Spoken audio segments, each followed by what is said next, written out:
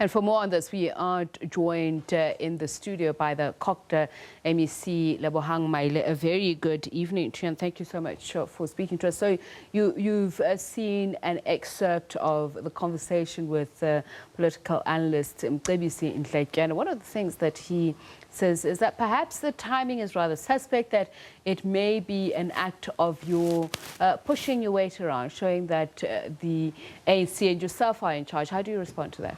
Well, we don't suffer from a disease of low self-esteem. So we don't have to use the responsibilities we've been given to boost our self-esteem and to make points that we have arrived and all that. We take these responsibilities seriously, and we understand that we've got a responsibility to act with integrity, with honesty, and with consistency. And we also understand that we must uphold the principles enshrined in our constitution and all the laws that give us delegations. So it has nothing to do with trying to prove a point. Okay, let's talk about the timing thereof. One of the things that Mr. Ntlajana points to is that you could have done that while he was still Speaker. And I'd like to point to specifically a letter that you wrote to Mr. Gama in December already, pointing to the fact that you do not want a repeat of the incident that occurred before.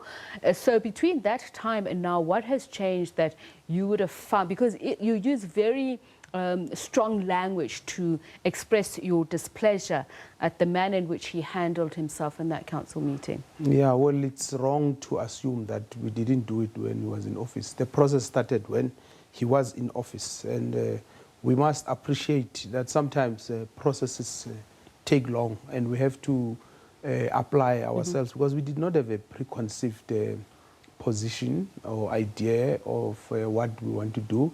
We had to give Mr. Gama a chance, like we did with the Speaker of the other municipality. And after interacting with them and looking at the facts before us and also looking at the law, we had to come to a conclusion. So we can't say that because it's few weeks later or a month later, if there was a wrongdoing, we must look the other way, or we must look the other way because the councillor concerned is no longer a speaker. Remember, we are looking at the code of conduct of councillors, which is what they've breached here. So the fact that they are no longer a speaker, it doesn't mean that they are exonerated from it. You say you had no preconceived ideas as to your positions and how you would act. The DA seems to contradictory in this regard. You have said, you have accused Mr. Gama of not doing transigence but not dealing with the substance of the matter in his reply to questions on why he should not be suspended.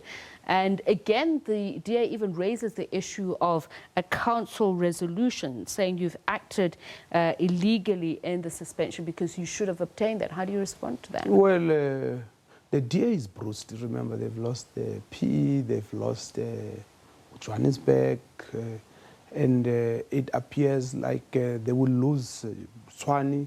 So they are worried. If I was in the DA as well, I'd be worried. And therefore, when someone is bruised, they will obviously come with stories. And they are clutching at straws because we have been clear from the onset that what we are doing, we are applying the law, and whether Mr. Gama, what was the other question? So the question was, did you fail to obtain council resolution in order to... No, we don't need council resolution. Okay. You know, the problem with the DA, they read the law selectively. So this is, I think, the third time the DA threatening to take me to court. I hope they do it this time around. Which is what I was going to ask you. Have you received a legal writ threatening? Yes, I have received a letter from their lawyers, and they gave me until 5 today to withdraw the sanctions, or I will face a legal action. So we have written to them, and what we said is that our councils are looking at the matter, and because they've raised a whole range of issues, and obviously we must apply our minds. Are you able to share with us, bar what they've called your action as illegal, even the threat of ensuring that the courts hold you personally accountable, just in terms of a cost order being found against you for your decision? Yeah, this thing of a court holding me personally accountable, I think is an attempt to intimidate me. I thought, the chap was the Hazel, doesn't know me. So the ones who are with me in the legislature, they would have briefed him properly that scarecrow won't work. We respect the courts, and we will leave the matter to the courts because they are competent to interpret the law and give all of us a direction. We are all quoting the law from different angles. We are all interpreting it. But ultimately, the courts will interpret You'll decide. it. But is there a danger of a different interpretation? Because the law in its nature is subject to interpretation. Look, we are ready to receive any outcome of the court because what we want is to serve the people of Gauteng better, is to execute our responsibilities in line with the law, is to ensure that there is service delivery, is to avoid trembling on the Constitution.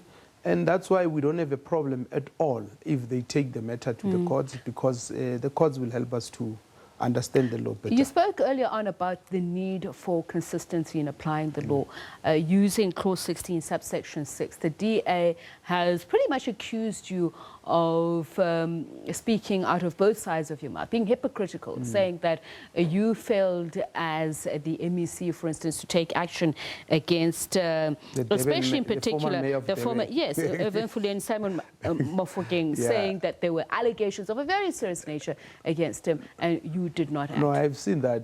I don't know why Western Hazel decided. Is it Western Hazel, ne? Yes. This chap from the DA. I don't know why he decided to issue a statement without checking facts with these people here or asking them to issue a statement. Maybe they are not punching hard enough. They issued a statement last week calling me a bully, huffing and puffing and all that. Now he issues a statement that has nothing to do with me. So are you saying... The mayor, no, I'm coming. The mayor of... what is it, Tegwini? There's nothing I could have done. Simon Mofokeng, I was not an MEC at the time. So I became MEC, I think, 6 months back from June.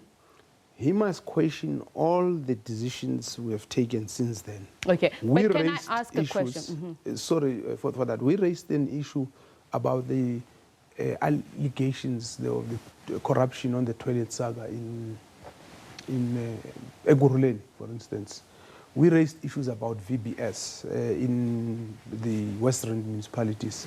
There was a 50 million rand security tender. So we can go on and on, even in the ANC-led municipalities. We have been consistent, and there is nobody who can, with a straight face, accuse us of being inconsistent. So when you say we, do you make a distinction between yourself and the MEC and the MEC's office, or are you talking about we as a party? Because what the DA is implying here is that as a governing party, you have been inconsistent in the application of the law, in which you believe that council officials have acted against the constitution and the legislative rules in place. You spoke about Zandile Gumede. They also speak about Jeff Makubo. We speak about Simon Mofokeng. So are you saying these are incomparable with the action that you've taken as a party? We, because I'm not representing my jacket, I'm deployed by the ANC there. Yes. So this is an ANC-led government. If you want me to speak on the Zandile Gumede issue, remember she's no longer mayor. There was an ANC decision to remove her.